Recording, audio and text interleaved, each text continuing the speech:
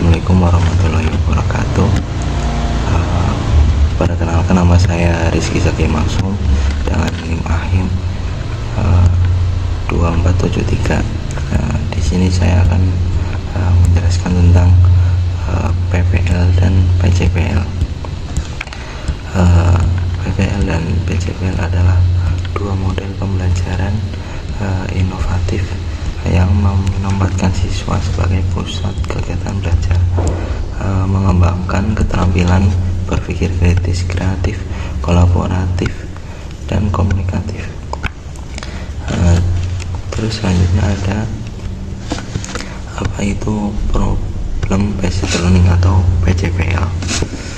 PPL adalah model pembelajaran yang menggunakan masalah nyata sebagai titik awal pembelajaran. Siswa diajak menganalisis, mencari informasi, berdiskusi, dan menentukan solusi terhadap suatu masalah secara mandiri maupun berkelompok. Tujuannya itu mengembangkan kemampuan berpikir kritis, memecahkan masalah, serta keterampilan belajar mandiri pada siswa. Pendekatan yaitu pembelajaran dimulai dari masalah kontekstual, bukan dari teori. Siswa membangun pengetahuan melalui penyelidikan aktif. Terus peran guru yaitu menjadi fasilitator yang membimbing siswanya, bukan sebagai satu-satu sumber informasi. Terus ada karakteristik dan langkah-langkah PPL.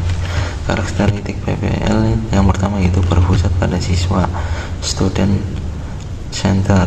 Terus menggunakan masalah nyata sebagai pemicu belajar, mendorong siswa berpikir kritis dan analitis. Guru berperan sebagai fasilitator. Terus yang kelima ada pembelajaran dilakukan melalui penyelidikan dan diskusi. Ada langkah-langkahnya PPL. Yang pertama yaitu ada orientasi pada masalah. Guru menyajikan atau memberikan masalah kepada siswanya. Terus yang kedua ada mengorganisasi siswa. Siswa dibagi ke dalam kelompok dan memahami masalah. Terus yang ketiga ada membimbing penyelidikan. Terus yang keempat ada mengembangkan dan menyajikan hasil. Kelompok menyusun dan mempresentasikannya. Terus yang kelima ada menganalisis dan mengevaluasi. Guru dan siswa merefleksi dan hasil proses belajarnya. Terus ada kelebihan dan kekurangan. Yang kelebihan yang pertama ada meningkatkan kemampuan berpikir kritis pada siswa. Terus yang kedua ada melatih berpikir kritis dalam konteks nyata. Terus yang keempat ada menumbuhkan rasa disiplin dan tanggung jawab. Terus yang keempat ada menghubungkan masalah dalam cara bermakna. Terus ada kekurangan PPL. Yang pertama itu membutuhkan waktu yang cukup lama untuk proses penyelidikan mendalam. Terus yang ketiga ada siswa yang tidak ikut aktif dalam diskusi kelompok. Terus yang ketiga ada membutuhkan waktu dalam merancang masalah yang relevan dan menantang. Terus ada contoh penerapan dalam PAI ya, yaitu yang pertama ada banyak siswa yang kurang menjaga kebersihan lingkungan sekolah. Jadi analisisnya itu siswa menganalisis penyebab kurangnya kesadaran kebersihan di lingkungan sekolah. Terus yang kedua ada eksplorasi dalil, mencari dalil Al-Quran dan hadis, pentingnya kebersihan sebagai bagian dari iman. Terus yang ketiga ada solusi dan presentasi. Jadi menyusun solusi konkret dan memaparkan hasil diskusi di depan kelas. Terus ada PJPL. PJPL yaitu Project Based Learning. Adalah model pembelajaran yang berpusat pada kegiatan proyek. Jadi siswa untuk ditugaskan untuk menghasilkan suatu produk atau karya yang nyata sebagai hasil proses belajar. Di sini ada pentingnya PJPL, yaitu menjadi siswa itu kreatif, kolaborasi, komunikasi, dapat memecahkan masalah. Karakteristik dan langkah-langkah PJPL. Karakteristik PJPL yang pertama itu berpusat pada siswa. Yang kedua ada menghasilkan produk atau karya yang nyata. Terus yang ketiga melibatkan proses investigasi yang dalam. Yang keempat ada menekankan kolaborasi dan kreativitas. Yang kelima ada pembelajaran berlangsung dalam periode tertentu. Langkah-langkah PJPL yaitu yang pertama menemukan pertanyaan mendasar.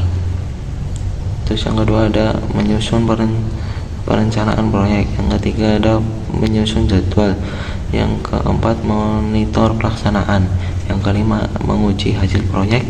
Yang keenam evaluasi pengalaman belajar. Kelebihan dan kekurangan PJPL. Kelebihan PJPL yaitu meningkatkan siswa inovasi.